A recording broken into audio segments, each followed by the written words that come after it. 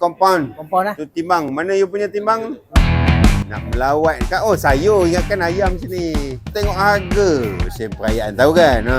Seminggu. Cek, lepas tu tak boleh jual lebih pada harga. Ini musim raya tu dia kena colour lain sikit. Boleh pakai ni. Ni kita buat untuk raya Cina sampai minggu depan. Sabtu. Lepas tu selang seminggu dua rasanya untuk puasa pula. Ni pun tak ada Oh, tak ada. Apa? Tak ada pink.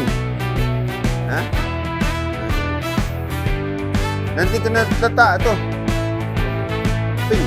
Faham kan merah jambu? Tahu kan mana merah jambu mana apa? Boleh bawa contoh? Kalau merah jambu. Tahu merah jambu. Kalau bahasa sana panggil warna apa? Pink. Oh. Nak cakap salah. Tak cakap pun salah. You got a big problem there, Sonny boy. Harga ni 3. Owner? Bukan? Kerja? Siapa nama owner ni? Asal mana? Orang mana? Compound. Compound lah. Timbang. Mana you punya timbang? Ini bagi tahu token. Kena tukar kan? Lama punya ni tak boleh. Kita pun tak tahu betul ke tidak ke. Wah, ini lama punya ni. Saya punya bos ni. Oh, pakai ah? So, orang asing tak boleh lah. Banyak minyak. So ada jual pada warga asing. Betul.